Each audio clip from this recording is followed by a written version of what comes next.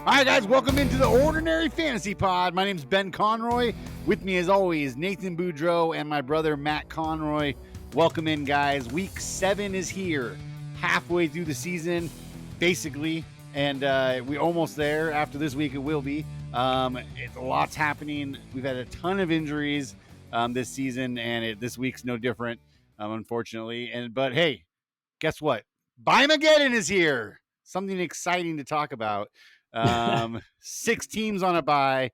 I know this is affecting most people in this league, in our league, every league, obviously. It's huge. Panthers, Titans, Texans, Jets, Cowboys, Bengals. Mm-hmm. And we know there's tons of fantasy implications here, guys. I mean, I know there's big names all over those teams. Matt, the number 2 wide receiver in fantasy this year, or number 1, maybe, Adam Thielen. You can't play him this week. Sorry. D-Hop, anybody who's playing him, even though he hasn't had a touchdown, he's still been pretty decent. Can't play him this week. Stroud, can't play him. Breece Hall, Pollard, Lamb, Chase, Burrows, Nixon, Dak.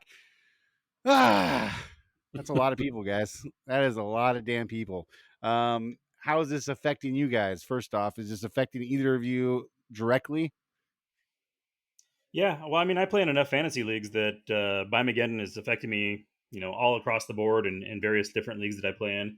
I mean, I kind of lucked out in our main league. I don't have anybody significant on a bye other than maybe Tank Dell, who was in the concussion protocol last week. But my opponent, Mr. Joseph Ribble, does have 2 significant buys this week. So, of course, he's going to kick my ass with his backups, like he always does. But yeah, I guess in a way I kind of lucked out with the Bimageddon this week. How about you, Matt? Yeah, I looked ahead. I have 4 guys on bye this week. Tight end, wide receiver, 2 defensive guys. I'm covered because I picked up Jonnu Smith to cover my tight end last week. I looked a week ahead.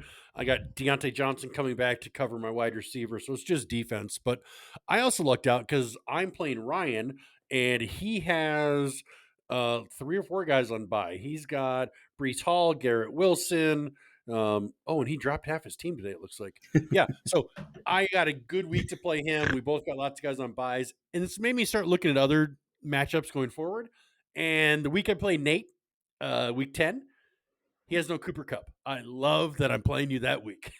Hey, do you guys do this? I always do it at the beginning of the year. Once we finish drafting and we already know who our schedule is, what I like to do is I go to my entire schedule and I click on each week to see where I'm getting lucky or where I'm getting unlucky. Yep. So I'll go, okay, week 5, who am I playing? He's got a player on a bye. Week 6, he's got 2 players on a bye.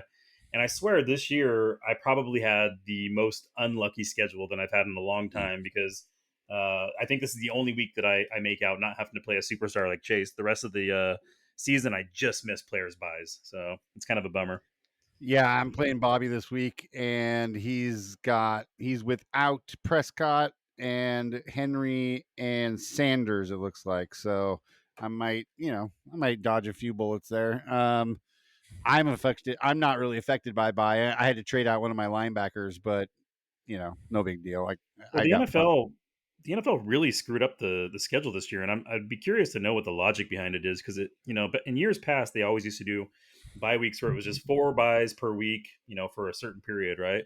Mm-hmm. And then that term Bimageddon came because a few years ago there was a week like this where there was 6 teams on a bye, and everybody in fantasy community was preparing for it. Did you know we actually have 2 Bimageddons this year? Yep. We have one this week, and then we have another one week 13 where there's another 6 teams on a bye. Yep. And then we've got a couple weeks where there's only 2 teams on a bye, and even no teams on a bye a few times. That's right in the middle of the bye weeks. I think if you go back and look, I think there's been multiple Bimageddons for 3 years in a row. Has it been? Okay. Yep. And I think a lot of it has to do with overseas scheduling. And also all the Thursday and Saturday games, you got to give a certain amount of rest and trying to give people fairness. And yeah, it's only going to get worse, I think, because, next year we're adding a Mexico game, we're adding a Brazil game.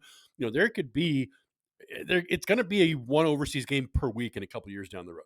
So it's going to be crazy. It's going to be some weird scheduling. I don't understand the weeks of no teams on buys when there's weeks with 7 teams on buys or 6 teams on buys. That makes no sense to me. Just spread it out. You can spread it out. You can figure it a way to fit somebody else in there. 6 teams on a buy at the same time. I mean, honestly, we're the only one that affects. The NFL, I mean, they don't care about fan. I mean, I guess they care about fantasy. Oh, in the they sense care, dude. Well, It's they lose money. Yeah, ratings. I know they lose ratings, but I'm just saying, like they're not as worried about it as we are. Obviously, we're the ones Right, stressing. right. We've known for a long time that the long term goal for the NFL is they want to expand to an 18 game season. You know, we went from 16 to 17, but that was always meant to be a sort of a bridge. Their Yeah. ultimate plan is to go to 18. And when they go to 18, one of their big bargaining chips that they have with the NFL Players Association is they're going to do 2 bye weeks per team. So we're going to be moving to a format where we're going to be starting maybe even earlier in the summer, and we're going to be going all the way through until basically middle of February or late February. And there's going to be Yeah. 2 bye weeks per team, so that'll be interesting when we get there. And for now, I think they're just kind of tinkering with things and trying different formats. Can we expand a tiny bit on this whole idea of having international NFL and It's all money. how that might affect how you draft your teams? Like, you know, like in history shows, right, that the teams that play overseas in these London games, right, they're usually not very high scoring games. Their guys usually come out kind of lethargic. They're not, you know, the guys who you expect, you know, your big name guys usually don't produce those games, right? So like if a team goes over to London and they, or potentially 2 teams go over to London, and now you're every week having teams make that travel, and if they, you know, if they expand even farther out to other places, how do you think that's gonna, or are you gonna look at that when you're drafting these teams? Are you gonna take it, look farther, even do more research and look at the schedule of the players that are traveling on those teams? What are the likelihoods that they're going to be, Sure, you know, if you have sure. a guy playing 2 times over there and that year, like that's 2 games you're going to be without like high production possibly from that guy. Are you guys Yeah, going to but go that in depth into it? there, a little bit, but I mean, you can't draft just for bye weeks. We all know that. Yeah. You can look at him, you can try, but that's more if you get overloaded in the draft with too many bye weeks, same week bye weeks. You make trades and stuff like that. You got to draft the best person available, in my opinion.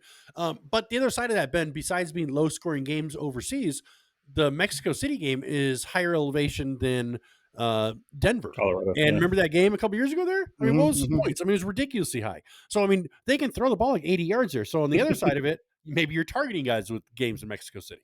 So, There is downfall and, rises also. So, Yeah, and there's a lot of talk about when they do expansion into Europe, they're actually talking about not just expanding with one team, but actually having a whole division out there. I'm not sure how Oh, that would really? work. Yeah, but having 4 teams that would all be in Europe and be part of the NFL, so there would be less travel because they play each other twice each, and then they probably spend half their year here in the States and the other half I in Europe, I and they I wouldn't have to hadn't travel heard back and that. forth as much.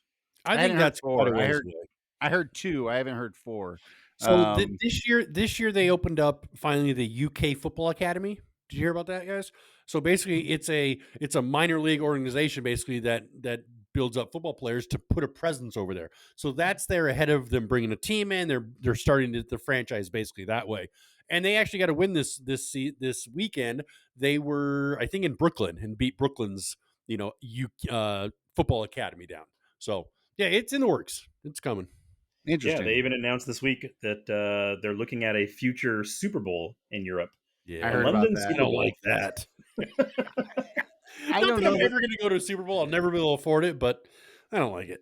Yeah, I think there's a lot of money implications in that, right? Because there's of course. the cities that get those games make a ton of money, right? So you're going to now take that away from the U.S. and give it to London. Like, I think people are going to be pissed about that. You know what I mean? It's all Like, coming back to the U.S. in one way or another. Yeah, All the yeah. money's coming back to the U.S. All It's coming all here. padding our owners' pockets one way or another. no, that's not true. What about all the commerce in the city of London? Like all that commerce, all that money Right. that the people, the shops, all that people make, that's all staying Yeah, there. but It in ain't this coming back. scenario, it's a whole new division over there. So you're not stealing anything from guys in the United States. I don't know. Yeah. I just think it's I interesting. get what We'll you're see. saying. We'll see.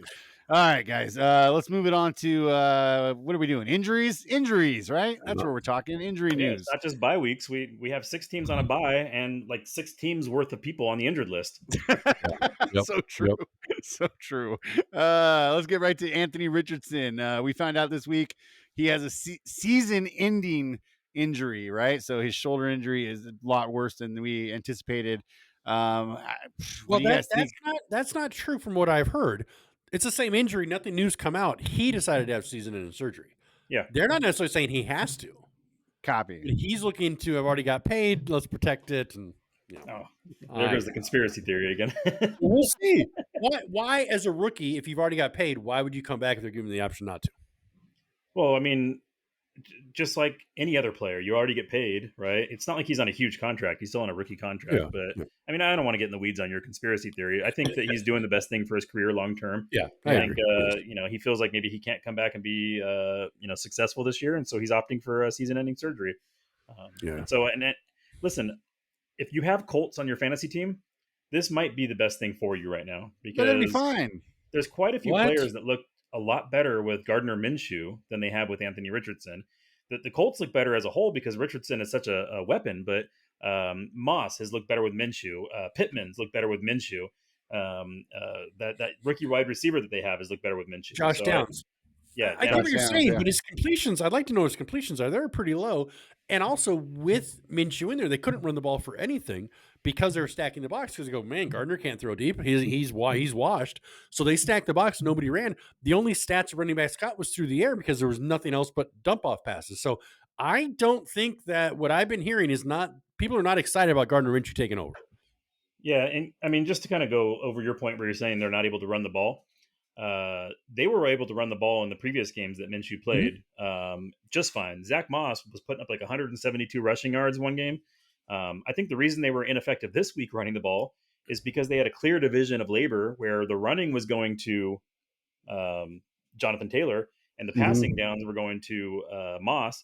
And Moss was still having success with the passes, but running the ball, Jonathan Taylor still he appears to be rusty. I think that had more to do with their ineffectiveness than having Minshew in there. I guess I'd have to go back and look at the numbers. What I remember looking up yesterday was that they basically had identical attempts running and through the air. It wasn't like one was one was the other. They were pretty much even the whole way. That's what I saw. But I think they had identical snaps. Maybe that's what you're referring to. Well, we can go back and verify that. But just as a Moss owner, I know that it seemed to me that all the passes were going to Moss. And of course, I had that game on without the sound. I'm watching the red zone, but I've got all my TVs on, and there's another pass for Moss. There's another pass for Moss. So, yeah. So with that Anthony Richardson injury, guys, I mean, so we're talking about other quarterbacks that have been injured. Is T-Law? He hurt his knee. Justin Fields dislocated thumb, and Tannehill with the same knee that kept him out last year. But they say it may not be as bad. He may not need surgery. So we got 6 quarterbacks on bye, 4 more quarterbacks pretty much out with injury this week. That's 10 quarterbacks out of the league or out of, being played this week. That's a big deal. That's especially in Superflex. Yeah. Super big deal in Superflex. So yeah, I don't know. I people are going to be scrambling, I think, to try and find a quarterback this week. And I think there's going to be a waiver wire or 2 burned trying to get a quarterback. You see who I'm playing in my Superflex in our dynasty? I'm playing George Kittle in my Superflex. Nice. I was like, well, I don't have Burrow's on a bye and Garoppolo's hurt, which you didn't even mention Garoppolo, I don't think, but he's injured. So I got George Kittle in there. Yep. So. Oh yeah, that's awesome. Hey, you gotta do what you gotta do, man. Let's move it on to CMC, who hurt his one of his. I don't know how many you got, but I think he hurt one of his obliques. I think you only have 2. I'm not 100% sure on that, but I know he hurt one of them, and his one is worth like 4 of ours, so that's a pretty big deal. And he would left the game in the 3rd quarter. He was out of the game, or the 4th quarter, I think, and then tried to come back 3rd and left. Yeah. Okay. That's a big loss for you, brother. You want to talk about that a bit? Saying there's a good chance he'll play this weekend, or could play this weekend. We got good news about all of the 49ers injuries. They're all looking like they could suit up this weekend. And with an extra day until Monday Night Football, yeah, we'll see. I mean, I was actively going after Mitchell from Steve and, trading Steve. And, the problem conversation with little results. But the problem with that, Matt, is CMC might be a game time decision because they said that it's really about pain tolerance for him, and he's not going to know how he feels until right before the game. Yeah. So you can't risk it unless you do get his backup. And also, we're not really sure which backup is going to get the bulk of the carries because in the previous game, it wasn't Mitchell that was getting the bulk of the carries. So I think you might be forced to just find another running back option this week, and unless you're going to gamble and hope that CMC plays, right? I think I'll figure it out. Okay. Yeah. I expect him to be there. I think he's the kind of guy that'll be there. So Didn't he have 2 injuries too? Was it? they were saying oblique and ribs, or one or the other. They weren't sure. It was just the Oh, whole okay. side because oblique ribs all tied together Yeah, there. And yeah. oh yeah, so yeah, he looks like he could be back. Montgomery on Yeah. the Lions, he looks like he may actually be out this week with that rib injury. That's a Mhm. big deal on their team. He's a spark plug for them. Well, and Gibbs is hurt too, right? Already? Yeah, but Gibbs I is think hurt, he's trending in but the right direction, right, with the hamstring. yeah, they're saying that he's trending in the right direction. He's probably going to be back. But Montgomery, I think they've already pretty much ruled him out. They said he's going to miss some time, which Yeah. could be a multi-week absence. We'll have to monitor that one. But yeah, he would be a big loss for Ryan, especially with all these other players on bye weeks. Yeah. Yeah. So- That'd be a big loss. And Debo Samuels, he left with a shoulder, or he has a shoulder injury. How serious is that looking, Nate? Well, I mean, it kept him out of the game. He didn't finish, but they're saying that he's on track to play this week. And I don't know if you guys have seen this little what do you call it, like a diss battle that's going on between him and Gardner Johnson. But they've been all over social media, just going back and forth at each other, talking all kinds of trash, and it's been going on for a couple of days now. It's hilarious. You guys should look it up. But I think that's going to be extra motivation for Debo to get back out there. Honestly, I don't think that Debo would be making that little tiff right now if he didn't think he's really going to play. So that's a really good sign, I think. yeah. He's a guy who doesn't want to put it out there and not back it up. So that's a really good sign. Yeah, that makes sense. Totally makes sense. All right, guys, let's move it on to our main league. We had some trades going on. Really, just one major trade that happened, and I was part of it for just a brief second. It was fleeting. I mean, I knew. Let's talk about it. Justin traded Justin Jefferson to Adam for Brian Robinson Jr. He originally offered me Justin Jefferson for Ezekiel Elliott, and I don't think you guys realize how quickly I smashed that button. No, We know. all of a sudden you get your alerts, huh? All of a sudden, you know when a trade comes through. Right. Yep. You know what? I have so many questions about this trade. I mean, so many questions that are still unanswered up until this point. And Yeah. here's the thing: is there was a theory that was put out there by Sean that maybe the reason he traded JJ to you for Ezekiel Elliott was because he knew that it was going to invite a lot of other people to throw counter offers out there, right? Yeah, I was bait. I was just bait. Yeah. Right. And maybe that's true, but here's the thing: is number one, we don't know how many counter offers he got, right? We know there was a lot of chatter, like Bobby was Yeah. saying, I'm going to do this, Yeah. I'm going to do that. Bobby didn't send the trade he said he was going to send. Well, he Right, he sent said it. he was He gonna pulled it back immediately, Yeah. within seconds, right? immediately. Yeah. He just did it for the screenshot. Yeah. Here's my main question that I have, and maybe Justin can come on one of these days and share with us what his main motivation was. But on this podcast last week, we said Justin should dangle Justin Jefferson out there, and he should dangle him to one of the winning teams. And we used Dre as an example. Dre's 5-0; Yeah. he can afford to lose a game. Yeah. Well, we do know that before Justin sent the trade to you, or around the same time he sent the trade to you, he also offered a trade to Dre, right? Mhm. Because Dre went in the thread and said, "That's Yeah, a really and- interesting offer, Justin." Right? And Alex too, I believe, because they both responded to the same thing. They both Okay. responded. So- and then I saw that, and then I went and looked in mine, and I was like, "Oh, I have one of those. Smash!" And So I accepted it. Oh, so Yeah, and that's notifications what still I'd like don't to work know. for Ben. I would like to know the trades that he offered to Alex and to Dre. I would like to know if they were equitable to one that he offered you, because if they were, why didn't those guys smash accept? Like, instead of going to the thread and saying, "Oh, that's interesting," why not accept? Unless yours was by far the most lopsided one, right? We don't know that, so that's one of my unanswered questions. Well, hold Yeah. on. Before you go on to your next one, just a second. It could be just that they're worried about the injury. I mean, it doesn't matter how good the offer was. If the injury scared them off, like me, I wouldn't have traded for Justin Jefferson. I'm not a 5-0 team. I'm not a 6-0 team. I don't have the ability to hold a guy for 4 to 6 weeks or more, like we talked about on the podcast. So even if the offers are better, maybe they just didn't like it because of the injury. It could be that but, simple. I mean, okay, but if you have a player like Ezekiel Elliott, right? That's the caliber player we're talking about. You don't just smash accept that regardless and just say, "I'm taking the gamble on this one."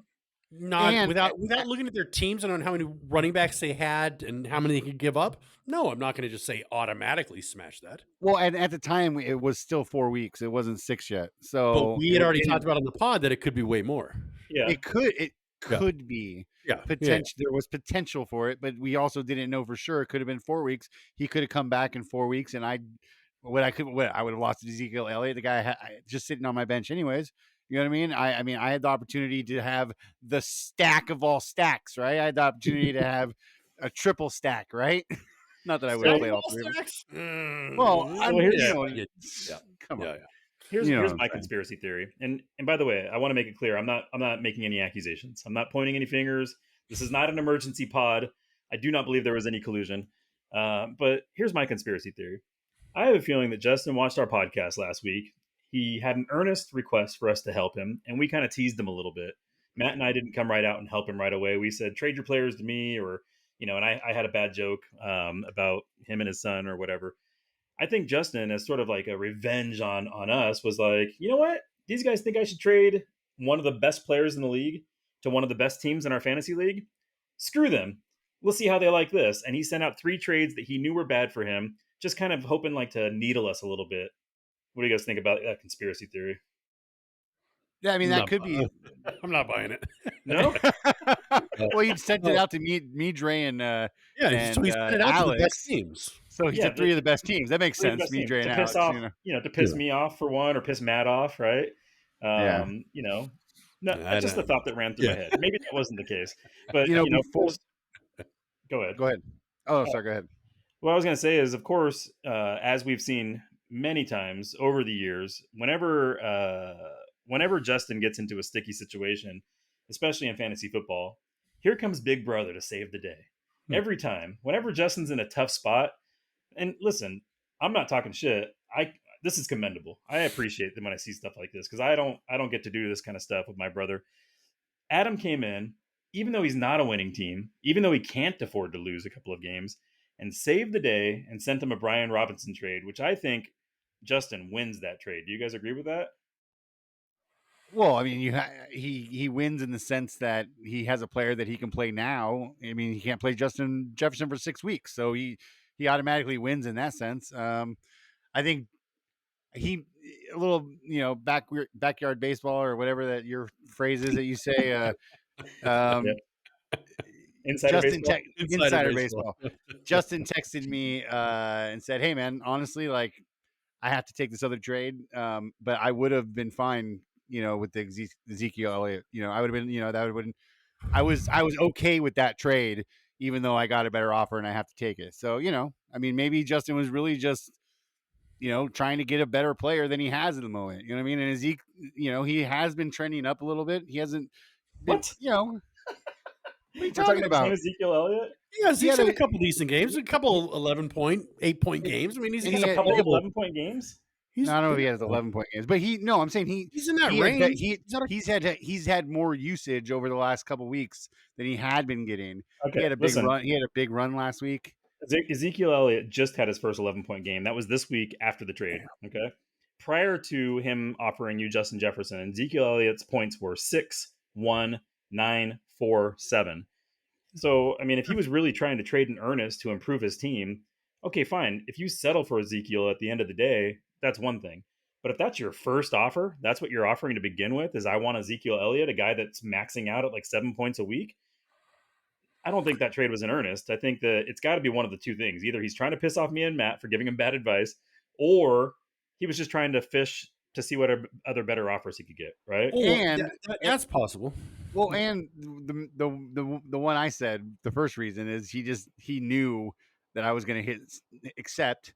He probably thought one of the 3 of us would hit accept right away, and that would open up the trade offers from other people, right? Because just like Bobby, I have to send an offer. He can't just for Zeke Elliott. You know what I mean? Like I'll force people to do it kind of thing. I've used that. Go ahead, Nate.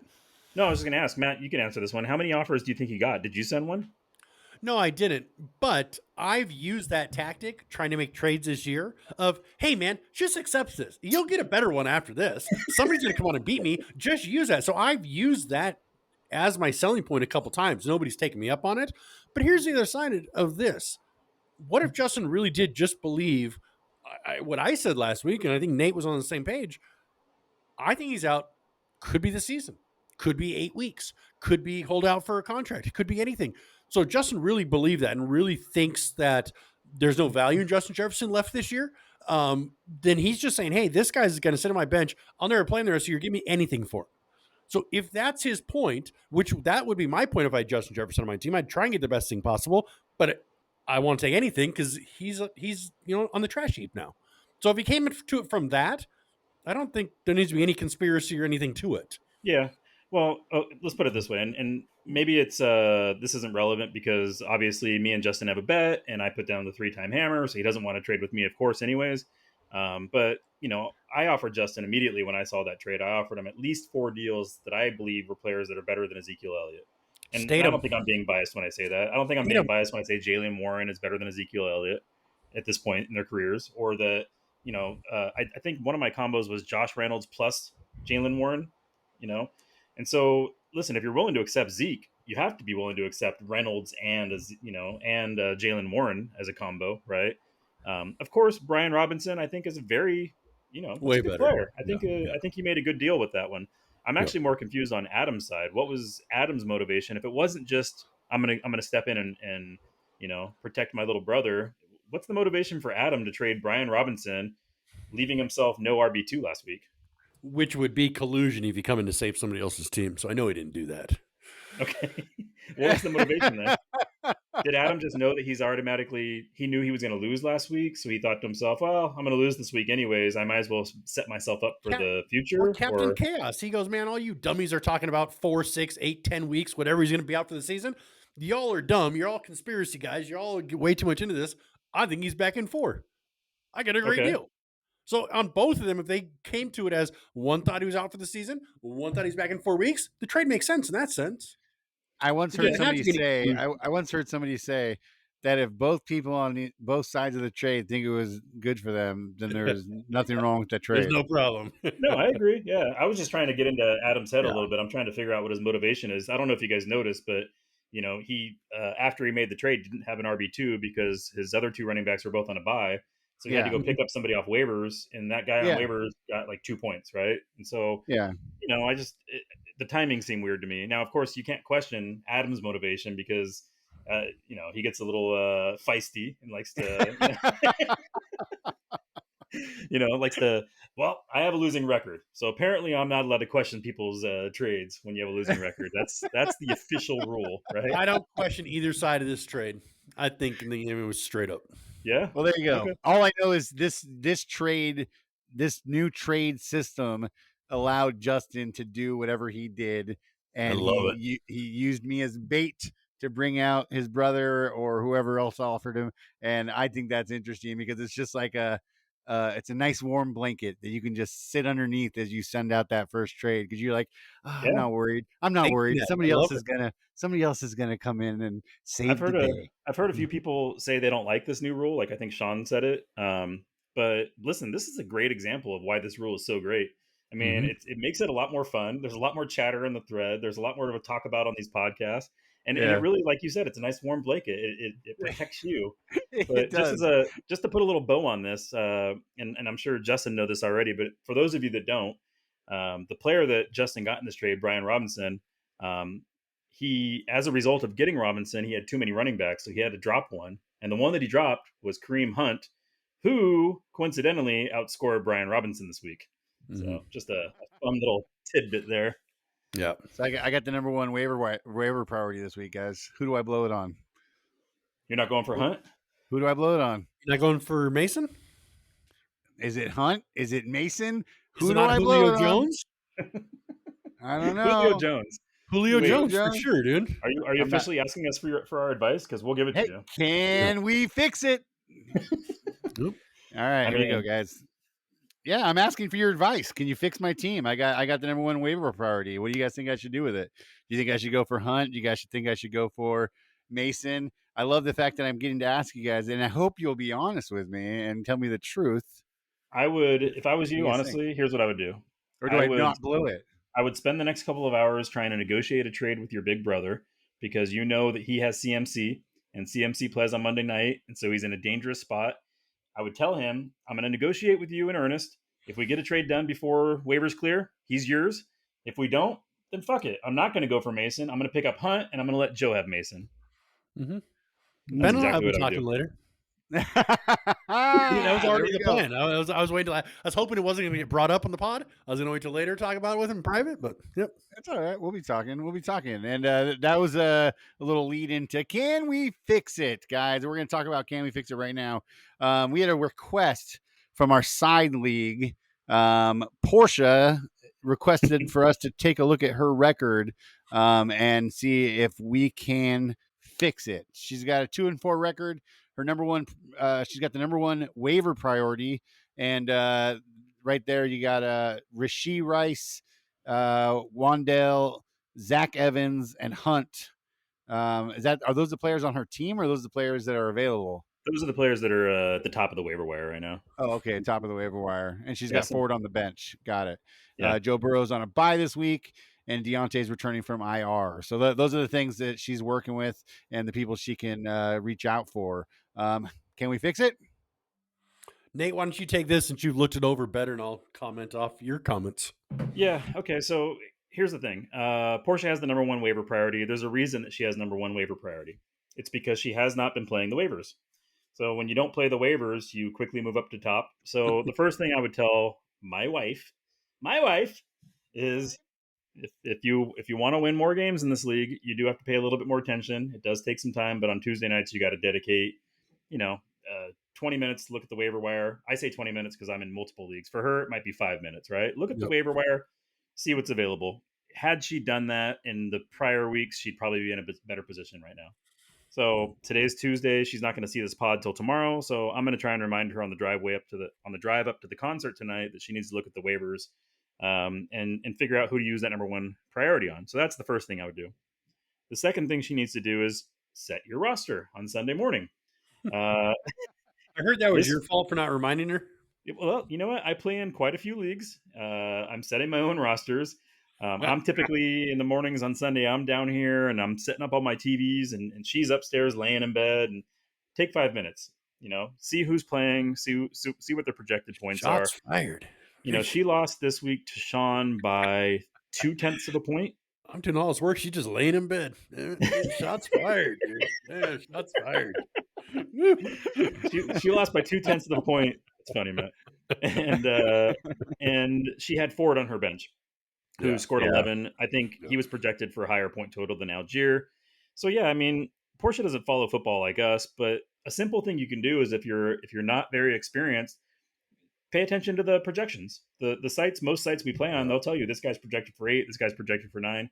Now, I don't recommend that for people like you and I, and most of the people listening to this pod. You guys actually have to do a little bit more, in-depth investigation into these players. But for a novice, somebody that doesn't play very often, look at the projections and make sure that if one guy's projected for 11 and the other guy's only projected for 6, play the guy that's projected for 11. Had she done that, she would have beat Ben last week. So those are my 2 pieces of advice. Can we fix it? Do those 2 things, and you'll be in a much better position moving forward. Man, I'm looking over the waiver wire right now in that league. I honestly believe that I could put together a team off waivers that beats over half of our league right now. There's that many good players out there. If you want to get into the matchups and stuff. There's Curtis Samuel you can play. Is it 17 like 4 weeks in a row? Wandale. There's so many good people. So many. So if you were Portia, who would you pick up tonight with your number one waiver priority? In this league, I don't even think you need to burn waiver priority. There's so many people on waivers, but well, you also don't need to save waiver priority because there's so many on waivers. Yeah, so, that too. I mean, I'm looking at Sam Howell and Curtis Samuel going up against Giants. Those guys could both be top 5 in their position this week. What about Zach Evans? Zach Evans, yeah, sure. Wandale Robinson, Gardner, Jameson Williams is there. Justice Hill, Kareem Hunt. There's so many people. I would not touch Zach Evans, and I'll tell you why. Yeah, Kyron Williams, his injury is expected to only keep him out 1 week. That means Zach Evans at most is going to have 1 week of value, right? Unless Kyron gets hurt again, of course. But they just called up a couple of guys. They called up Royce Freeman, and they just went and got Henderson. Daryl's back. Yeah, and so I'm not sure that Zach Evans is really even going to be the guy this week. I wouldn't want to use my number one waiver priority on him. That's too big of a question mark. If I was Portia, I would probably use my waiver priority on Rashee Rice. He's looked a lot better the last few weeks. He's been getting more and more involved. Anytime you see a player, especially a rookie, that's sort of trending like this, and getting their quarterback's trust, right? That's somebody that I want to put on my team. Maybe she doesn't start him this week necessarily, but I would definitely want Rashee Rice on my team to see if he is Patrick Mahomes' number one receiver by the end of the year. Yeah, I picked him up last week in 2 leagues, so I'm with you 100%. I think he's trending in the right direction there. But so is Curtis Samuel. I mean, he really is. He's getting all kinds of run there. So, doesn't Curtis Samuel do this every year though? Doesn't he have like a little stretch of like 3-4 good games in a row? We'll see if that's what this is. We'll see. Yeah. Because the offensive coordinator there, I think it's different this year. But, all right. Yeah. Well, that was Can We Fix It? Hopefully, Portia, we fixed it. You know, we'll see what we can do if you listen to us. Basically, Nathan says, set your lineup and, do things that you're supposed to do. And that'll play help. Waivers. Yeah, play waivers. Play waivers. Let's move it on to our Round the League recap. Brother, take it away. Yeah, so we had another pitiful showing in Guillotine League. Not as bad as mine last week, but pretty darn bad. Tiki Monster went out. I believe that's Ryan's cousin, right? Mm-hmm. Bill? Yeah. Yep. So he's out. Thanks for playing, Bill. He left us to pick up Kirk Cousins, Joe Mixon, Isaiah Pacheco, Deebo Samuel, Mark Andrews, Jeff Wilson, Kadarius Toney, and for some reason he's still holding Nick Chubb on his bench. So yeah, lots of people to pick up. Not super studs this week, but yeah. What you spent a lot of money last week, Nate, didn't you? I don't remember, but oh no, you pulled yours back like I did for Cup. We both pulled our big bids back. That's what it was. Yeah, and I ended up getting the receiver out of Philly, Smith. Yeah. But interesting tidbit about Bill, or Wilbur, as Ryan calls him. Yeah. I think I can call him on this podcast Wilbur because he's not listening. He gave me a bit of a sweat. I made a mistake, which happens when you play in a lot of leagues. It's going to happen from time to time. I had a player on a Thursday night that I never intended to play, but I did not check my Guillotine lineup before the game time on Thursday. He got locked in. That's Marvin Mims. I knew I didn't want to play him, but it was too late. He got me 0 points, and then I had a little bit of a sweat, me and Bill, going into the Sunday night game, and I had Darren Waller, and he had Slayton, and we basically had the same amount of points. And so it was, who's going to score more, Darren Waller or Slayton? And it was kind of, in the beginning, Slayton was outperforming him, and then Waller had that little stretch at the end that pulled it through for me. So it was almost me that had the pitiful performance this week, and I'm just lucky that I barely made it out. It's funny you say that because I was slacking last week. I don't know why. I don't know what happened, but yeah, on Thursday, in like 3 leagues, I left guys playing on Thursday night in my flex spot. And then Saturday morning, I'm at the gun range with my dad, shooting clay targets, and I forgot about that game. And I left those guys in like other flex stars. I mean, I had such a rookie. It didn't matter. It didn't end up costing me any losses, thank God. But I made some seriously stupid rookie mistakes this week. And it was really silly looking back. I do it every year. We all do. Ben, you did one last year. I remember, and we were laughing about you on the podcast. And it always sort of happens around like this time of the year. We get to the halfway point. We get a little bit lazy. We slack off a little bit. Life gets in the way, right? There's other things going on. We're shooting guns at clay. Hell yeah, we were. Hell yeah, we were. Man, I'm so bummed I didn't get to shoot with you guys shotgun that time we were out there. I was bummed. I was bummed for that too. Well, just come on back, brother. We got a couple more weeks of good weather. Y'all come back now. You hear? Y'all come back. Anything else in the side league or dynasty or main league you want to talk about? So that was Gilly. So yeah, we'll move it on to side league. Gilly. So the side league is fun. We just talked about that a lot with Portia's team. In that league, we have Sean sitting up at top at 5-1. I'm at 4-2. Bobby at 3. Study buddy Jamie at 4. Good thing she's in the top 5. But yeah, Jeff's bringing up the end, 1-5. So unlike him. So I expect a little more out of Jeff. Let's get some trades going. What I will say in that league is I really appreciate, last week I came on the pod and said, man, nobody's even talked in that thread for a month. Portia started like 3 conversations this week. I don't know if just because it happened or she heard and she's trying to help out. Nate's been involved, everybody. So we had some good chats this week, or a little bit. So that league's starting to pick up a little bit. That's fun. You guys got anything in that league? Oh, Ben, you're not in that league. No. Nate, anything you want to add in there? That might be my worst team across all of my leagues. In every league that I play in, that one's going to finish with the worst record, I promise you. Are you playing the waiver Yeah. Are you Are you laying in bed, not doing are you anything? setting your lineup? Well, one thing I'm not paying attention to is projections. So this week I'm going to try and pay attention There to you go. projections. Pay attention to the projections.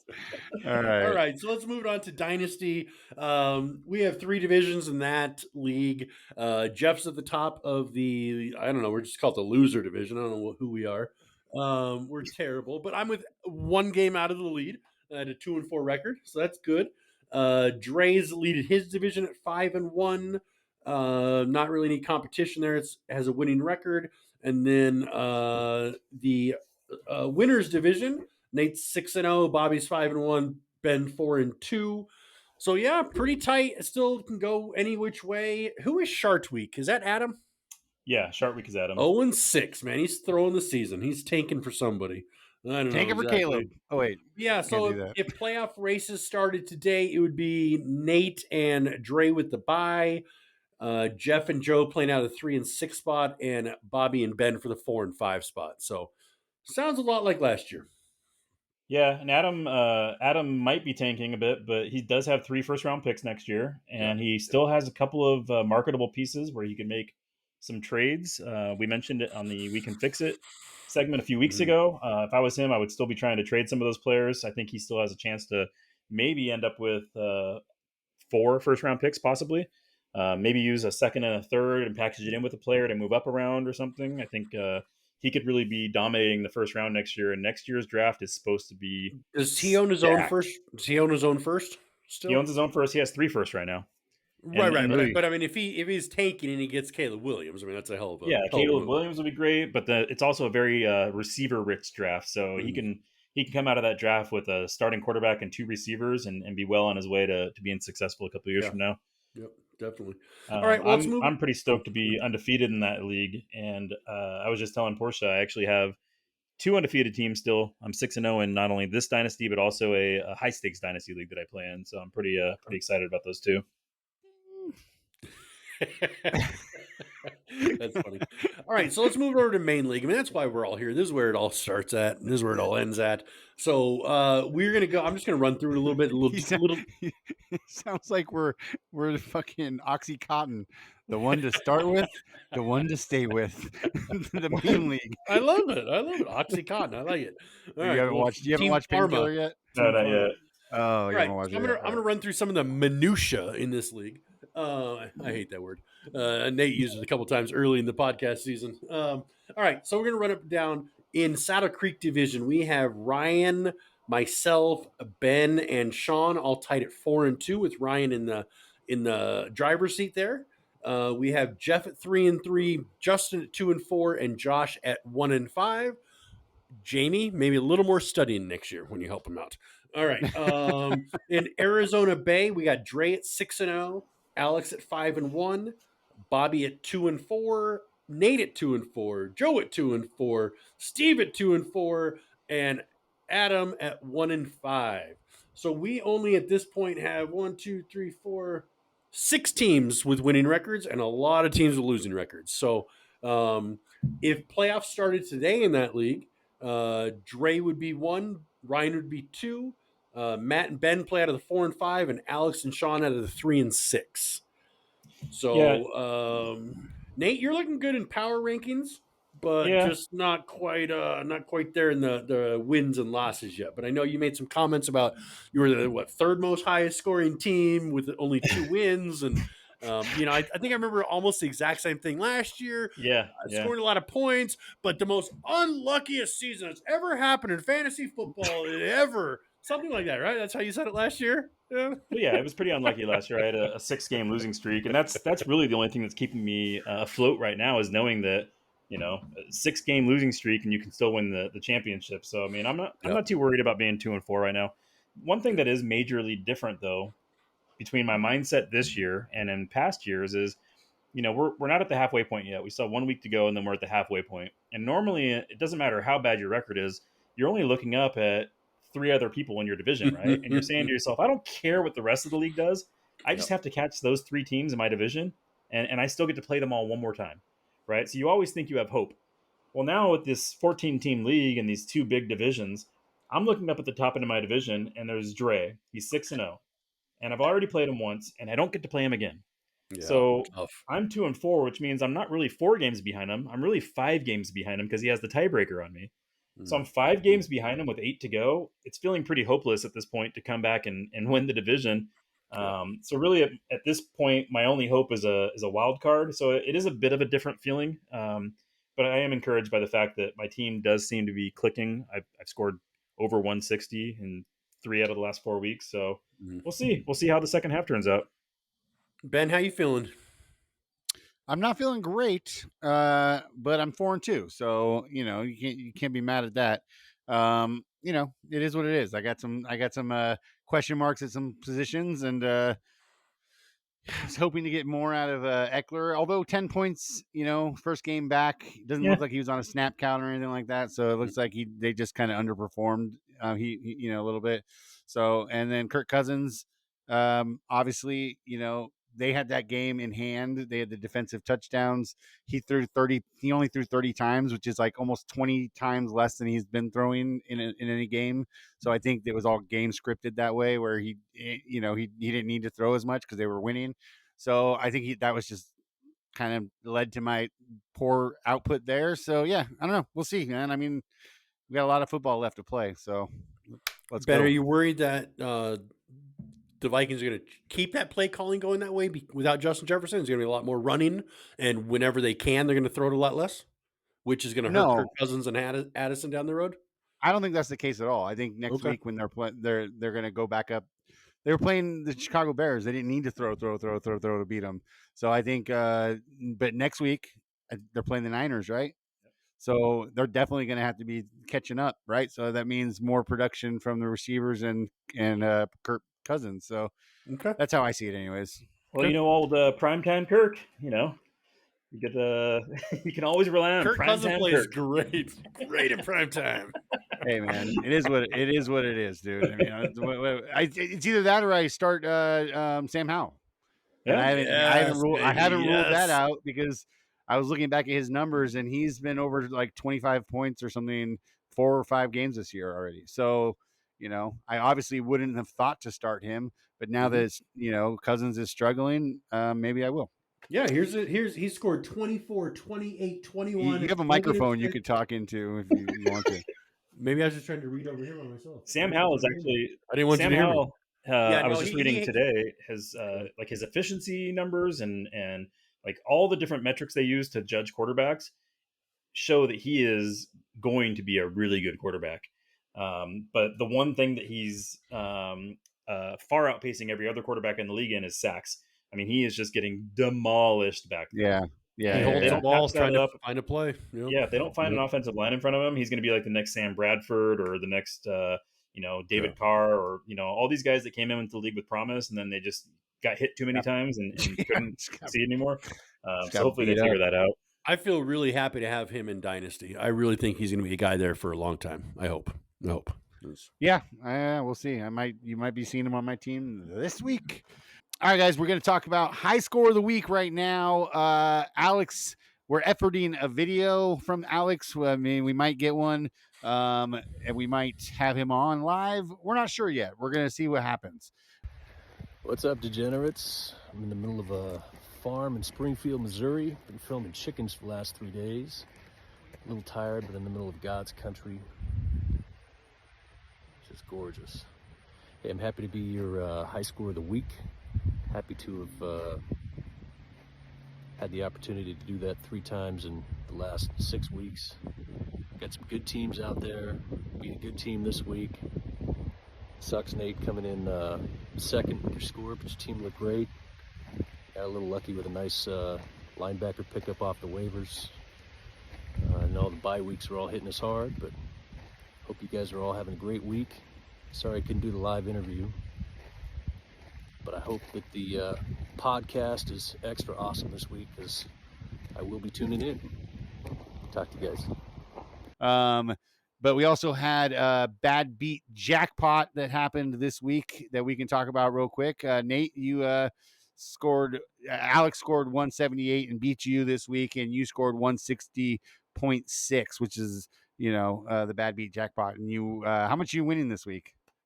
I don't know, like 20, $30, something like that. It's $10 a week, so however long it's been since the last one was won. It's nothing to be excited about, of course. But and it's I mean, listen, Alex is a really good team this year, and I knew going in that I was gonna have to put up a lot of points to beat him, and I was trying my hardest to make a few trades to improve my team.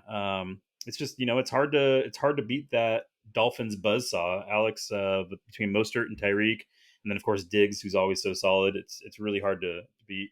I am encouraged by the 160 that I put up, but it just wasn't enough. And so, yeah, I guess I'm the bad beat jackpot. Matt, what do you think about this? 3 times in the last 6, having 3 bad beat jackpots.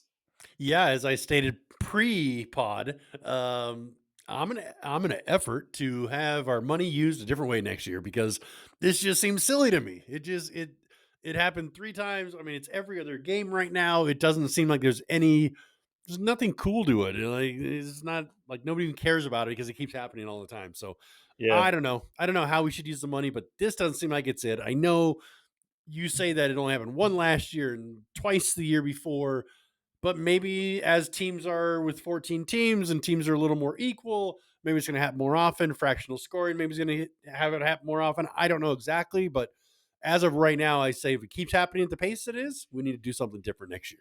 Well, I will say this. You're right. I went back and looked, and it only happened once all last year between 12 teams. Now there's 14 teams. You would think it would happen less because there's one more matchup each week, right? It really is just, it comes down to a scheduling quirk. I mean, Alex could have played anybody this week. I could have played anybody this week. It just happened to be that we played each other. We don't schedule it, in advance. It's weird, random coincidence that's caused it to happen 3 times. I still think it's a fun idea. What I'd like to do is 2 things. Number one, I'd like to really explore the idea that we came up with on the pod a few weeks ago about finding a way to make it more incentivized, whether it be another, $10 out of everybody's pocket, so you're guaranteed at least $280 or something like that. I think that math is wrong. $20 would be 280. Yeah. You're guaranteed like 140 on top of whatever the jackpot is, or some of the other ideas that we talked about. But before we propose those, before we put up a poll saying let's make the bad beat jackpot worth more than $30, I'm going to do the homework. I'm going to go back over the last, I'll start with 10 years. Yeah. Over the last 10 years, and I'm going to see how many times this has happened to see, is it even that unique? Is it that interesting? Because if it's not, then fine. We'll just cut it. We'll find another way to spend our money. But if this is just a weird scheduling quirk, and it is pretty unique, then yeah, I think it'd be fun to make it worth a little bit more money. Yeah, Sure. It's interesting. I agree. I think it's worth looking into. All right, that was our bad jackpot section for the week. It was a bad jackpot. $30 is a bad jackpot. So. I love that. bad beat jackpot. Whatever. Bad jackpot. That's hilarious. All right. Well, let's talk to our low score of the week this week, guys, and that's going to be easy because I'm right here. Woohoo! It's me. It's me. Yeah. I scored 98.24 points. I didn't even break 100. Man, I had some. I was hurting. I had Devontae Adams with 4.9. Logan Thomas disappeared, which is weird because he was doing so well. 1.2 points. Eckler, I can't seriously be mad at him for 10.2 points as his first game back. I would have liked more production from him, but I guess I got to take that. It was Palmer's production that really killed me. He also got 10 points, which I guess you can't hate that, but I saw a touchdown get called back, and he had like 2 other catches get called back from penalties that would have given me, the win. So, yeah, it was a rough week for you, Ben. And I mean, it's like you talked about a minute ago. Eckler, you can't be too mad at 10 points. I mean, even the best running backs in the league have 10-point games. It was his first game back from an injury. I think he'll be fine. I do want to give one commish correction in this segment here because it's relevant. I said in the thread last night that I had the 3rd most points in the league. I was actually looking at it as of last night, but because there was another game happening, it wasn't calculating the Monday Night Football game. You're actually now, after that game, 3rd most points in the league. So I wouldn't be too discouraged. You're still one of the top scoring teams, 3rd most points in the league. You just got Eckler back from injury. Palmer looked really good last night. He was very involved. Yeah. Quentin Johnston looks like just a complete bust at this point. Who knows He's a what that guy's huge going to do? bust. A He's a huge bust. Yeah.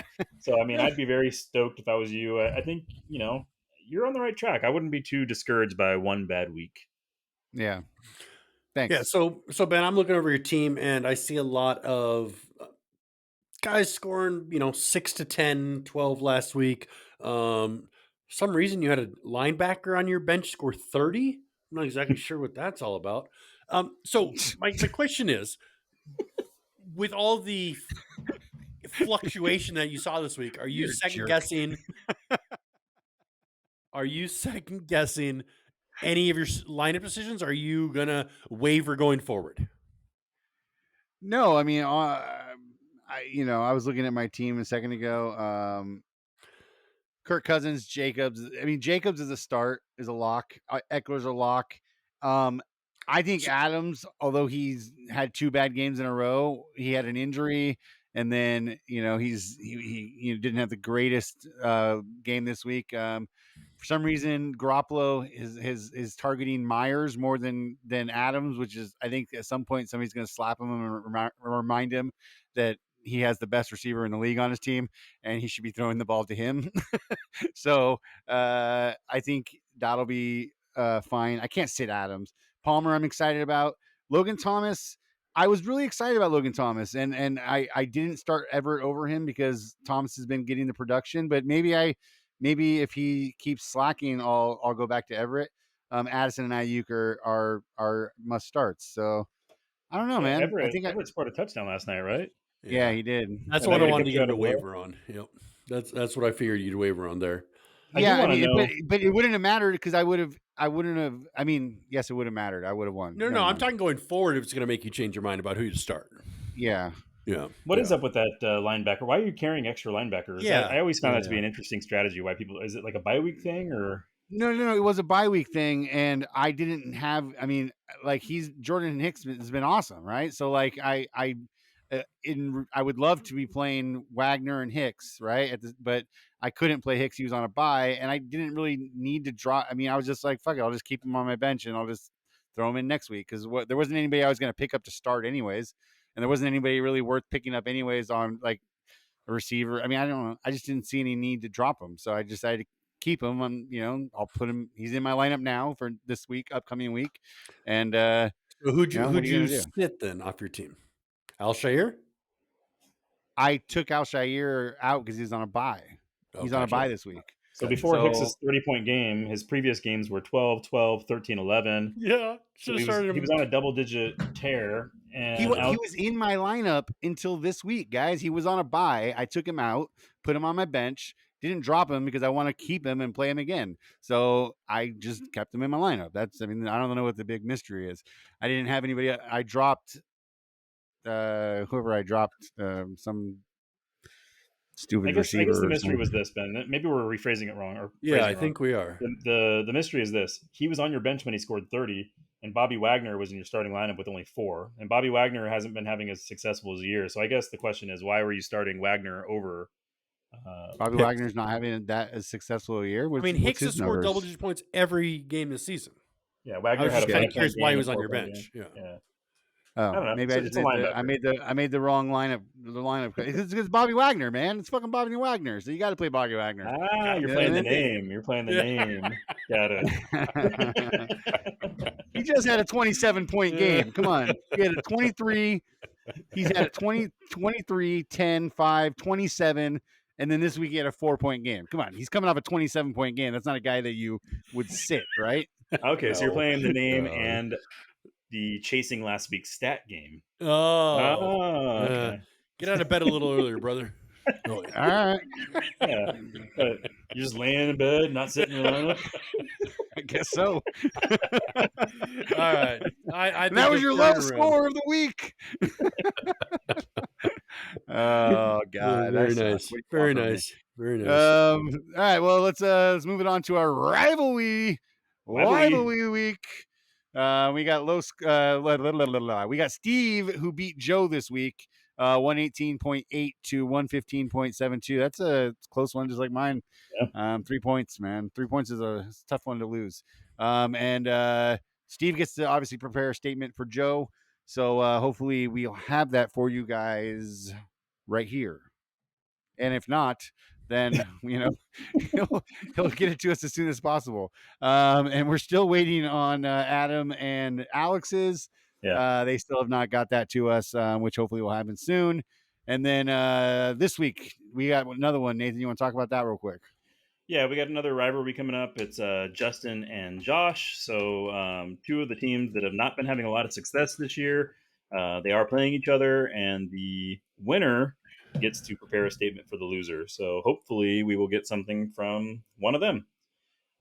Interesting to note about Steve beating Joe is that there's a couple of subplots there. There was the Kelsey and Chase subplot. They had that trade in the works, and and then Joe backed out. And if Joe didn't back out, then he would have won because Kelsey scored more than Chase this week. So that's one of them. Yeah. We had another subplot that Steve actually had a really bad week. He had 3 players that were just horrible. 3 points from Pierce, 5 points from Algier, only 1 point from Samuel, and still somehow was able to beat Joe, even though he really didn't have very strong performances from those guys. And then I believe going into Monday night, Steve was expected to lose, and I don't remember who it was, but something happened on Monday night, and Steve just barely scored enough points to pull out the win. So that was kind of fun to see him make a little bit of a comeback there. Yeah, no, definitely. I mean, Steve, man, Joe, I know how that feels, bro. I know how it feels. It's 3 points, and you were probably, I don't know if you were sweating it like I was. I just was like screaming at the TV, please throw it to fucking, I was very angry last night. All right, guys, get those damn videos in though. Seriously, I set the example. I nailed it first week, got it done, gave it to Matt. He read it. We've tried to set an example. I nailed it too. What are you talking about? Well, he nailed it also. I nailed it.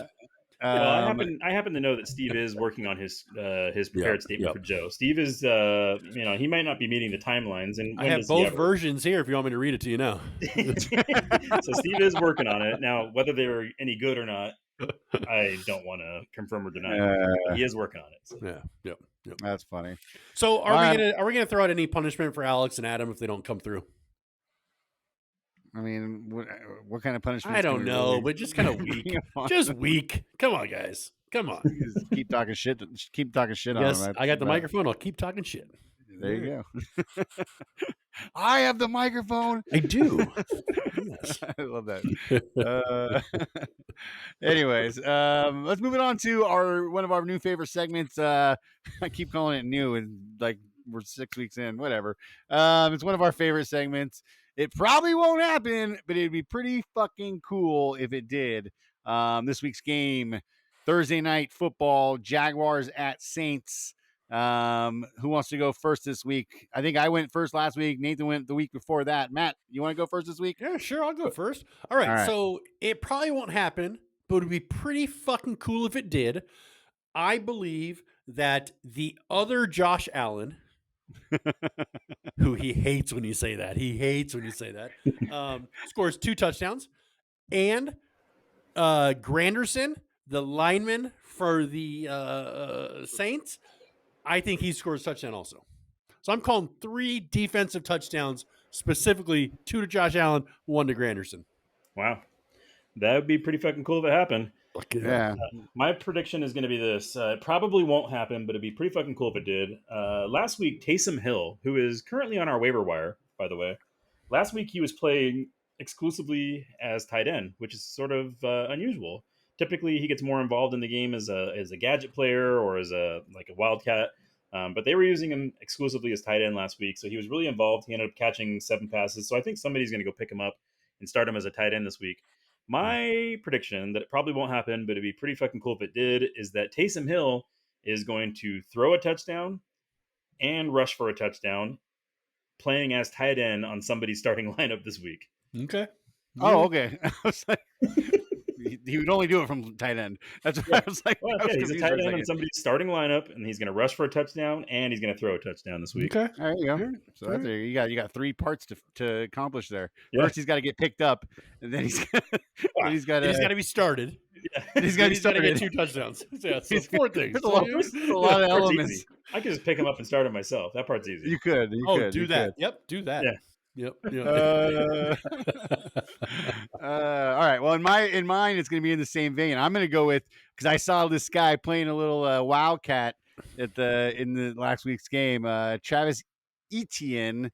I'm going to go. He has 3 touchdowns, 2 running and 1 throwing. I think he's going to throw the ball from that position at Ooh. some point this year because I keep seeing him put it back in that wildcat, and he had a touchdown from that this week. So that would be mine. 2 touchdowns running, 1 throwing All right. for Travis Etienne against the Saints. So that was it'd be pretty fucking. Oh wait, it probably won't happen. But it'd be pretty fucking cool if it did. One of these days, I'm not gonna mess that up. That's fun. All right, guys. I hope is- Nate's prediction comes true, but for Jimmy Graham.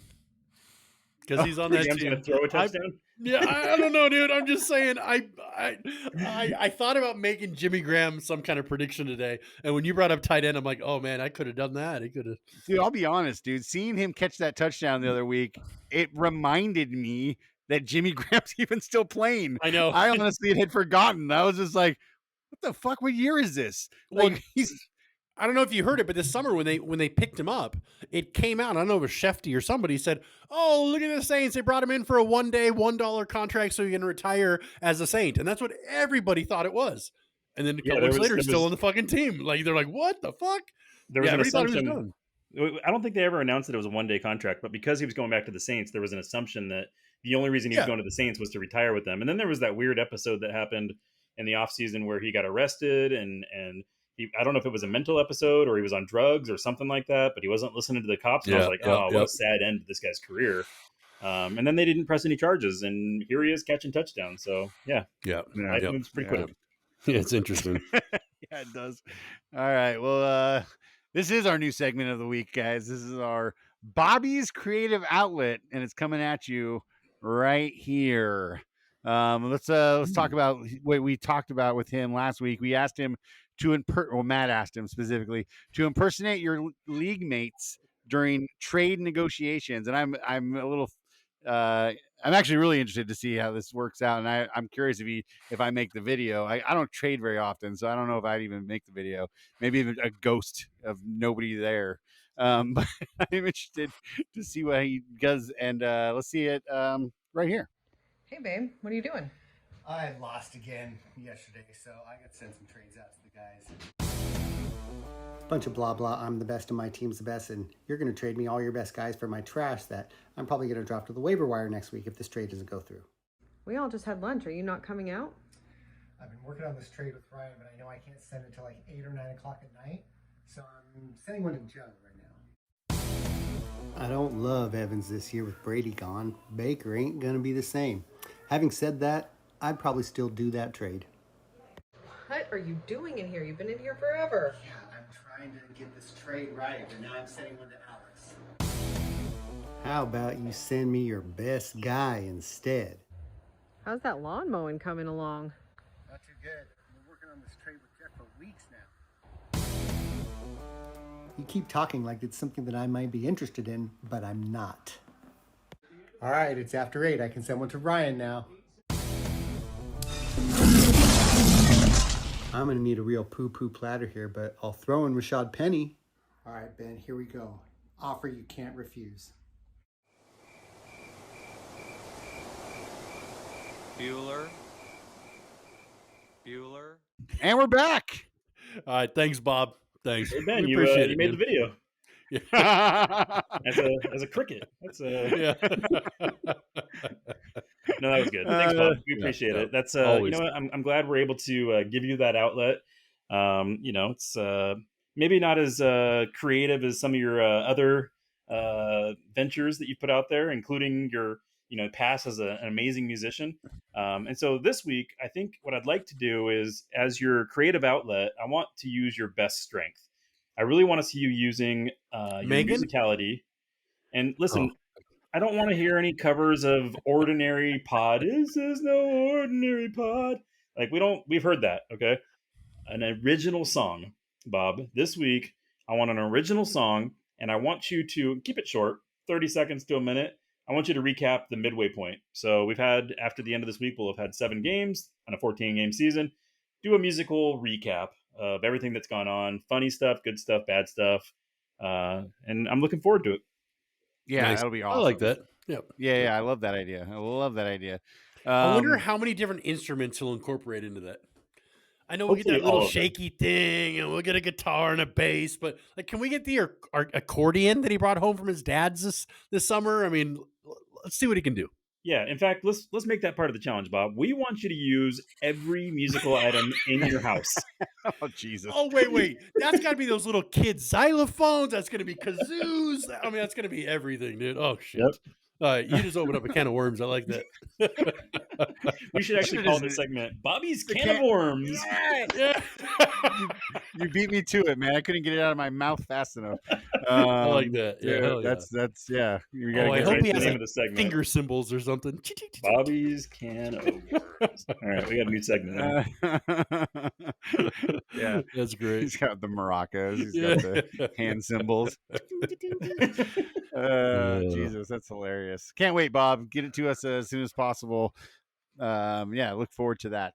What's up, degenerates? It's your boy StepBot 18 million with another early DraftKings lineup for Wednesday, October 18th, 2023. We got back on track last week with our cash game lineup, so we're going to go back to the well and keep it rolling with a similar roster construction for this week. Oh my God, I love it. We're going to start it off with Desmond Ridder. Now, I know what you're thinking. Ridder is definitely getting ridden by everyone. But who cares? The man scored 29 and 22 DraftKings points the last 2 weeks, and this week he gets the 20th ranked Pass D at Tampa Bay. We're going to pair him with Drake, the super sexy Snake London, and run it back with Baker's favorite oven-baked blankie, Mr. Mike Evans.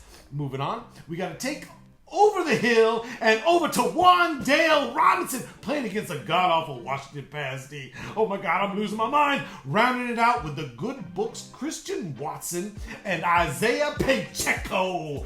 And lastly, our boy Ramondre Stevenson going up against Buffalo, who's been giving up some fantasy funky fresh stat lines to running backs the last few weeks. All right, degenerates, that's it for this week. Good luck, and if you have any questions, get them in threads. Peace. All right, guys. Well, this is our final segment of the podcast. This is what we have been dubbing the lightning round. We kind of switched it up last week. We decided we were going to do more of a draft style competition between the three of us, where we're going to take a top quarterback, running back, wide receiver, or tight end. We're going to try and pick the top scoring one of the week, and we're going to then tally it up throughout the season to see who is the best fantasy host, champion / whatever. Right now, Nathan currently is leading 75.54. Matt is in second at 60.04.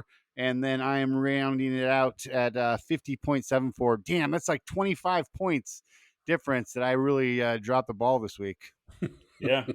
And, that's just the first week. There's still a lot of weeks to go. And Matt, I know we talked about last week doing a season-ending either punishment or a prize or something, but you also said in a text thread that you wanted to do like a weekly prize. So here's what I was saying is, yeah, I think that I thought how you said it last week. I didn't pay attention at the time. I mean, I listened to you, but I wasn't thinking about it. I thought you were stating you wanted to accumulate points for the whole entire season. Whoever had the most points wins. I said, well, that could get really blown out.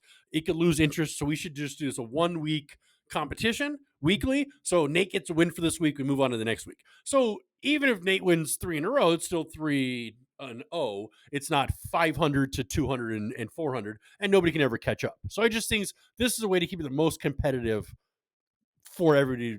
Yeah, is how it sounds right to me. Okay, so you weren't talking about doing a weekly prize. You're talking about just each week is its own individual week. Right now, I'm not up on Ben by 25. I'm up on him by 1. So yes. I've got 1 win, and you guys both have 0 wins. I think it keeps it more competitive. I don't hate that. I'm fine with it. We're probably going to end up with a tie. There's going to be more likelihood of a tie this way. At the end of the year, it's going to be like 4-4 and whatever. But yeah. What if we? Well, I guess. Okay, you could make a tiebreaker points, right? I was say, yeah, make tiebreaker points. Then let's do that. Yeah. Tiebreakers points. Okay. Does that make it total points? That's fine. Okay. All right. So what do I win for this week? One. You, That's it. You win one. All right. So Nate, you got one. what's the winner get at the end of the year? That's something we got to think of. Yeah. yeah, I think it's. Let's not do it live on air, but yeah. Okay. Well, I liked somebody said something about one of you guys said something about a trophy that we could each, our own league Yes. trophy, or you know what I mean, podcast trophy. It could be a microphone, a little microphone trophy or something with a helmet on top. I'm picturing that in my head, a little microphone with a helmet on top, and then that'll be the award that you get to have behind you, one of us. Yeah, I like that. I like the trophy. I forgot about that idea. For the next season. Here's Do you something like that that I've idea? been thinking about, brother, and you'll understand, dude, how great this would be. I've been thinking about because our trophy got destroyed by Alex this year. Just fucked the whole thing up. And then again in the draft, somebody else dropped it or something happened. I don't even know. But Nate said it was worse than when I saw it. Here's what I'm thinking. Ben, we both have lathes. What if we turned a beautiful fucking wood football and actually tied in leather laces? And then every year, whoever wins it, we send it back to Ben. He does the laser etch, burns their name into it, and you get our new trophy is a nice wooden, beautiful fucking football. I think that'd be a fun project for you and I to collaborate on and make, dude. Be fucking rad. Yeah, I already thought about that before. I thought about making the trophy. I tried to make us the loser trophy, but it fit. nobody ever wanted to take it. So yeah, we're definitely going to need a new trophy, I think. And by the way, even if this one wasn't broken, it's only got 2 places left for placards.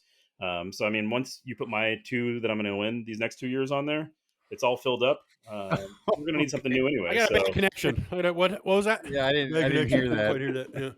Damn it, I need to do that. I need to get that damn thing. All right. Let's move it on to this week's contest. We're gonna pick the top quarterback, running back, wide receiver, tight end combo, whatever, whichever you want. And we're gonna start this week with quarterbacks, and we're gonna go with Nathan first. He's going to pick first. Nathan, who are you taking this week as your number 1? Okay, so it'd be really easy to just go to the top of the list since I get to pick quarterbacks first. And in fact, last week when we first started this, one suggestion I made was that if I pick Mahomes one week, I can't pick him again the next week. You guys didn't like that, so I could technically go Mahomes again, but I'm not going to, and I'll tell you why. Do you guys remember in college when Tua and Jalen Hurts used to play on the same team at Alabama, and there was always a battle about who was going to take over and be the starter of that team? Yeah. They've always had a little bit of a rivalry, and they are playing each other this week. Tua's playing against Jalen Hurts in Philadelphia. I think that rivalry is going to be renewed. I think Jalen Hurts still is a little bit bitter for being benched from Tua, but I'm not picking Jalen. I'm going to go with Tua. That's the smart money. The Dolphins. Damn, you got me, dude. I swear I thought you were taking Jalen. That's hilarious. All right, I believe you're up next, Matt. Who are you taking? Well, I was going to take Tua, so let me open up my thing real quick. Sorry, I was texting Alex. He is not going to show up on this podcast today. Okay. All right. He's driving away from the Chicken Ranch in Missouri. Okay, so what I'm looking at now then, what I'm going to switch to is Justin Herbert at KC. That'll be a shootout. Yeah, Justin Herbert. Damn it, that was my pick. Nice. And you know why? Because Justin Herbert is the only fantasy quarterback this year to consistently have scored 19 points or more every week this season. Look that up if you don't believe me. And I'm not saying other people haven't scored more. I'm saying on a consistent basis, he scored 19 points or more. I think I'm going to go with this week. Oh, screw it. I'll take Patrick Mahomes. Why not? I'll go Mahomey against the Chargers because the Chargers have just been blowing it, and Mahomes is Mahomes. Yep. So let's go with that. Nice. All right, let's move it on to running back. Matt, you were picking first at running back this week. Yeah, I'm not even going to open up my thing. I'm just going to go ahead and take Eckler for the stick. This guy. All right, Ben, you're up. All right, then I'm gonna go with Stack. Nate's got Mostert. No, I'm gonna go Mostert. I'm gonna go Mostert. Good job, Ben. At running back this week. He had two running and a receiving this week. Good Jesus, luck. man. How Good good is luck. Mostert, man? I mean, this guy. I So mean, we knew good. he was that good when he played for the Niners. He just couldn't stay healthy. Yeah. But damn, this guy is ridiculous right now. And he's 31 years old. Let's not forget that. He has, Yeah, was it 31. 11 touchdowns this year? Yeah, and I don't want to put like any that. curses on him, but I mean, it's only a matter of time, right? He's not going to stay healthy the whole year. Nah, Well, that's he why will. Jeff He Wilson. That's will. why It's his Jeff year. Wilson's coming back, and Achan. Yeah. So Yeah. I don't. Once they get those guys back, Achman. I think they can rest him a little bit. Anyways, you're up, Nate. Yeah, and speaking of putting curses on guys, I typically like to stay away from my own fantasy players in these segments, but really nice matchup. Kenneth Walker playing against Arizona at home. It's a division rival. You know what, Matt? So far, your prediction about Charbonnet taking over is not coming true because Charbonnet is not agree. touching the ball at all, and Kenneth Walker is just an absolute stud. So I'm taking KW3. Nice. Yep. All right, let's move it on to wide receiver, tight end. I get to go first this time, and man, he let me down, but he didn't really let me down. But I didn't win much with Hill. I think I'm gonna go. I think I'm just gonna go Cooper Kupp. I think I'm gonna go chalk. Cooper Kupp, top of the list. He's playing against Pittsburgh this week, so I think he'll light it up as normal. Yep, So who are you going with, Matt? that's me. Or Nate? Sorry, Nate. Yeah, I find it interesting that you say that Tyreek let you down. I believe he went for 30 points last week, so I don't. No, I know he didn't let me down. I just didn't win. Yeah, and by the way, Yeah. my strategy last week, I picked all players that were on Alex's team, and I said that either I was going to win this thing or Alex was going to, Alex whooped me, had the highest scoring team in the league, and, by proxy, I ended up winning this little thing because I had all of his players. I'm going to do it again. I'm going to take one of his players. I'm going to go with the stack. I already have Tua. Now I'm going to have Tyreek Hill. Tyreek Hill. Yeah, knew that I was probably coming. should have went there again. But Yeah, whatever. yeah. But, okay. All right. All right, Well, Matt, that you're up. leaves me last. So I'm going to turn around and I'm going to take Ben's stack and I'm going to take Kelsey here instead of a wide receiver. Nice. Probably a good idea. Probably a good idea. Yep. That's going to be a high scoring game, man. It's gonna be high. It always is. Although Diggs in New England, New England's actually a pretty good pass defense. So Diggs might not be the best option. All right, so All let's right, well- recap our teams. I have the Tua Tyreek stack and KW3. I have Herbert, have- Eckler, and Kelsey. Sorry, I spoke over you. And I have Mahomes, Mostert, and Cup. All right. Mahomes, Mostert, and Those Cup. are three pretty stacked teams. Yeah, man. I would love to have if that was my team. Yeah. Geez. good All luck. right. Well, that was yeah. Good luck, guys. We'll see how everybody does, and we'll see if me or Matt can pick up a win this week and keep Nathan from going 2-0. Yeah, awesome, man. That was our lightning round. And I think that's going to do it for this week's pod. You guys got any last words, final thoughts for us before we get out of here? You know what? Last week I had something written down that I didn't share with you guys at the end. I was going to try and make my money line upset of the week. Every week I'm going to try and pick one team that's projected to lose and then give you a projection and have you go bet money on the money line. This week the Dolphins are projected to lose for whatever reason against the Eagles, maybe because it's in Philly.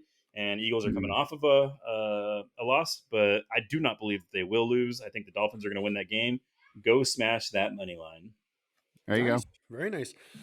Yeah, the only thing I want to say is, hey, Nate, I want to get some videos from your concert tonight going out with all the buddies. Let's get some opening podcast video or some end of the podcast video. Let's get some good music on for this week. Sure. Who are you going to see? It's the 20th anniversary of Death Cab for Cutie's Transatlanticism. It's also the 20th anniversary of his other side project, Postal Service's band album Get Up, and they are playing both albums in their entirety tonight. That's at the awesome. Hollywood Bowl. Oh, wow. I'm more jealous of the Postal Service than the other, just because I'm more familiar with that. But I love that band. That's cool, man. Hope you have a good time tonight. That'll be a fun concert. Let's get those videos. I can't wait to see them. Yep. But that was it, guys. That's a wrap. Yeah. On the Ordinary Fantasy Pod, Week 7.